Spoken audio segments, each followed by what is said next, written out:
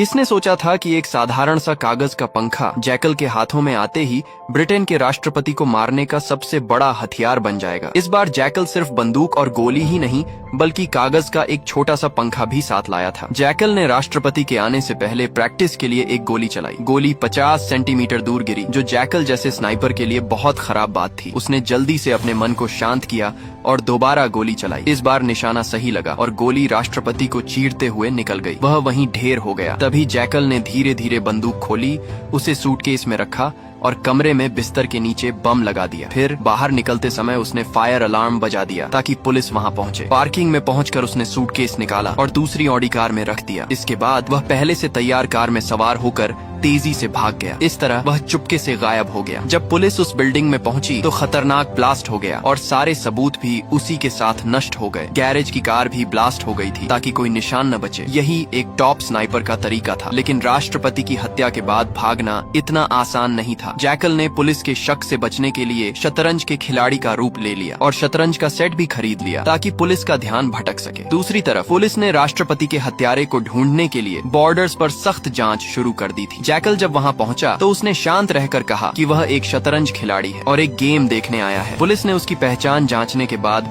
उसे गाड़ी में रखे डिब्बे को दिखाने को कहा। यही तो जैकल चाहता था, ताकि पुलिस वालों को यकीन हो जाए कि वह शतरंज खिलाड़ी ही है। पुलिस ने उसका पतला दुबला शरीर देखकर सोचा कि वह शायद मुर्गी भी न मार सके और उसे जाने दिया। जल्द ही जैकल फ्रांस पहुंच गया। एक इंटरनेट कैफे में जाकर उसने अपनी यूएसबी कंप्यूटर में लगाई और अपने कॉन्ट्रैक्टर से पूछा कि राष्ट्रपति को मारने का पैसा कब आएगा। जैकल आज तक उस कॉन्ट्रैक्टर से नहीं मिला था। वह मिलना चाहता तो था, लेकिन अगले कॉन्ट्रैक्ट के लिए $10 लाख सुनकर उसका मन डोल गया। उसने और कुछ नहीं सोचा और हाँ कर दी। उसने कहा कि 5 लाख काम से पहले, बाकी के बाद में। कॉन्ट्रैक्टर भी मान गया और उसे लोकेशन बता दी। जैकल पहले लोकेशन पर गया। वहाँ कॉन्ट्रैक्टर की एक एजेंट ने जैकल को नया टारगेट दिखाया, लेकिन जब उसे टारगेट का पता चला तो उसने कीमत 5 लाख से सीधे 10 करोड़ कर दी, क्योंकि यह टारगेट दुनिया का सबसे अमीर आदमी था और उसकी सुरक्षा बहुत सख्त थी, जिसे मारने में काफी मेहनत लगेगी। इसके बाद जैकल ने स्पेन में अपने विला में पहुंचकर देखा कि उसकी पत्नी बच्चों के खिलौने समेट रही थी। जैकल को सामने देखकर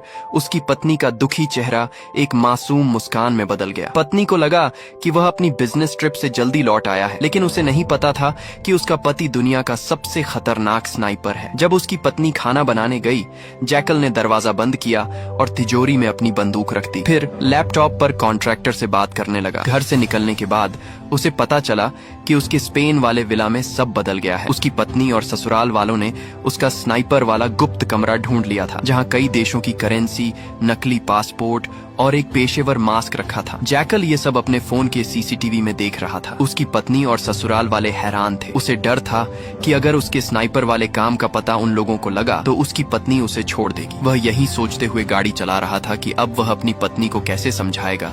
तभी उसका ध्यान भटका और उसकी कार एक ट्रक से टकरा गई। जैकल ने गाड़ी से उतरकर माफी मांगी और पैसे भी ऑफर की, लेकिन ट्रक ड्राइवर गुस्सैल था।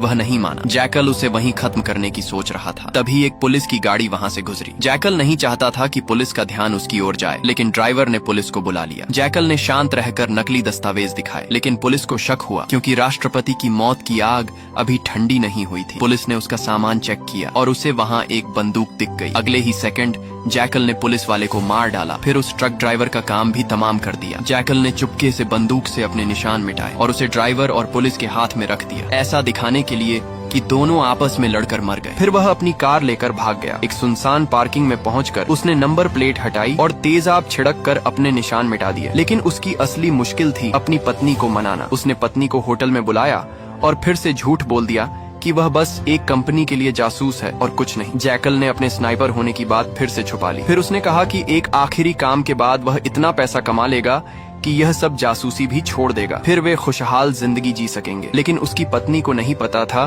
कि अब वह जिस आदमी को मारने वाला था वह कोई आम इंसान नहीं था। वह दुनिया का सबसे अमीर आदमी चार्ल्स था, जो इतना अमीर था कि उसने पूरा का पूरा आइलैंड ही खरीद लिया और अपनी सुरक्षा के लिए वहीं पर रहता था। इस खतरनाक मिशन के लिए जैकल ने कॉन्ट्रैक्टर की उस एजेंट से फिर से मुलाकात की और इस बार 10 करोड़ रुपए मांगे, जिसके लिए वह मान गई। आधे पैसे मिलने के बाद वह हंगरी के एक पुराने कारखाने में पहुंचा, जहां उसने अपने भरोसेमंद मैकेनिक से मिशन के लिए खास हथियार तैयार करवाए। चार्ल्स 2 हफ्ते बाद एस्टोनिया में भाषण देने वाला था, जो जैकल का सबसे अच्छा मौका था, लेकिन वहाँ की सुरक्षा बहुत सख्त थी। मेटल डिटेक्टर ने उसका पर्स तक पकड़ लिया। इसीलिए जैकल ने एक खास ट्रिक का जूता बनाने की फरमाइश की, जिसमें स्नाइपर राइफल के हिस्से छुपाए जा सकते थे। ये जूता प्लास्टिक और हल्के धातु से बना था, ताकि वह लंगड़ाते हुए सिक्योरिटी चेक को पास कर सके। मैकेनिक ने 3D प्रिंटिंग से यह जूता बना दिया, जो सिर्फ एक बार इस्तेमाल के लिए था। जैकल इसे आजमाने के लिए उत्साहित था, लेकिन उसे नहीं पता था कि पिछले मिशन में ब्रिटेन के राष्ट्रपति की हत्या के मामले में ब्रिटिश जासूस उसका पीछा कर रहे थे। वे जैकल को ट्रैक करते करते हंगरी के उसी कारखाने तक पहुंच गए जहां जैकल बंदूक की टेस्टिंग कर रहा था, लेकिन किसी तरह वह वहां से भाग निकला। अब उसने एक खास तरह का सूट पहना, जिसमें उसने अपनी स्नाइपर राइफल फिट की। उसका टारगेट अब चार्ल्स था, जो अपने उस आइलैंड पर रहता था जहां 2 किलोमीटर के दायरे में कड़ी सुरक्षा थी। वहां किसी को मारने का तो दूर, कोई वहां भटक भी नहीं सकता था। लेकिन हमारा जैकल एक टॉप का स्नाइपर था। उसने देखा कि चार्ल्स हर सुबह समुद्र में तैरने के लिए आता है। उसने एक नाव किराए पर ली और नाव के मालिक को मार डाला। फिर समुद्र में स्नाइपिंग की तैयारी शुरू कर दी। बंदूक, गोली, स्टैंड सब कुछ रेडी था, लेकिन समुद्र की लहरें इतनी भयंकर थीं कि निशाने को मुश्किल बना रही थीं। उसी रात जैकल ने एक खास बैलेंस मेंटेन करने वाला डिवाइस भी ढूंढ निकाला। अगले दिन बोट पर पहुंचकर उसने 4 गोलियां निकाली और पहली गोली से ही बिल्कुल सटीक निशाना लग गया। लेकिन तभी वहाँ एक ड्रोन आ गया। जैकल ने जल्दी से अपनी स्नाइपर को कपड़े से ढक दिया और मछली पकड़ने की एक्टिंग करने लगा। लेकिन सिक्योरिटी वालों को थोड़ा शक था,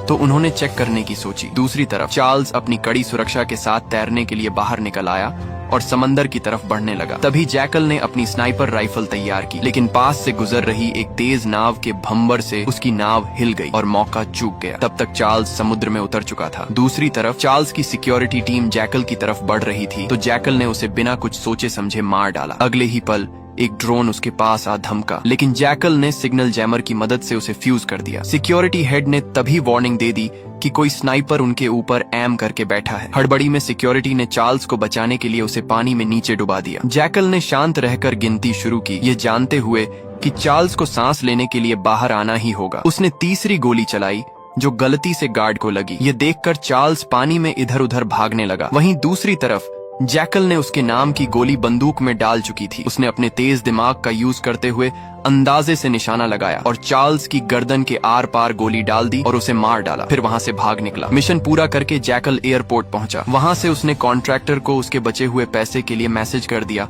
और अपनी स्नाइपर राइफल कन्वेयर बेल्ट पर ही छोड़ दी। जैकल स्पेन अपने घर पहुंचा और उसे पता चला कि उसकी पत्नी और बेटा गायब हैं। उसकी पत्नी को उसका सच पता चल चुका था कि वह कोई एजेंट नहीं, बल्कि दुनिया का सबसे खतरनाक स्नाइपर है, इसलिए वह उसे छोड़कर भाग निकली थी। तभी एजेंट महिला ने फोन किया और बताया कि वह स्पेन में है और उसे कुछ पैसे वैसे नहीं मिलने वाले। इतना कहकर उसने फोन काट दिया। तब जैकल को समझ आया कि उसके साथ बहुत बड़ा धोखा हुआ है। यही नहीं, बल्कि कॉन्ट्रैक्टर की उस एजेंट ने पुलिस वालों को उसकी लोकेशन भी सेंड कर दी थी। जैकल ने बचे हुए पैसे, पासपोर्ट और हथियार लिए और भागने की तैयारी करने लगा। तभी पुलिस वाले घर के बाहर आ धमके और उसी समय जैकल का साला भी नशे में घर लौटा। पुलिस वालों ने उसे जैकल समझकर गोली चला दी। पुलिस को देखकर जैकल ने लाइट बंद की और अपने गुप्त कमरे की एक तरफा शीशे वाली दीवार के पीछे छिप गया। पुलिस वाली ने दीवार की जांच की और दोनों दीवार के आमने सामने आ गए। थोड़ी देर बाद जैकल ने निशाना साधा, लेकिन उसका साथी बीच में आ गया और गोली से मारा गया। थोड़ी ही देर में जैकल ने उस लड़की को भी मार डाला। वहां से बच निकलने के बाद उसके सिर पर खून सवार था। जैकल ने ठान लिया था कि अब वह उस कॉन्ट्रैक्टर और उसकी एजेंट को ढूंढ ढूंढ कर मारेगा, लेकिन अभी उसकी सबसे बड़ी चिंता उसकी पत्नी और बेटे को वापस लाना था। उसने पत्नी को फोन किया, लेकिन उसने फोन कूड़ेदान में फेंक दिया। निराश जैकल हड़बड़ाहट में आगे बढ़ ही रहा था कि एक कार से उसकी कार की टक्कर हो गई और यहीं पर इस सीरीज का पहला सीजन खत्म होता है। नेक्स्ट सीजन अभी आया नहीं है। जैसे ही आता है उसकी एक्सप्लेनेशन भी आपको इसी चैनल पर मिल जाएगा, तो चैनल को लाइक और सब्सक्राइब करके रख लें। धन्यवाद।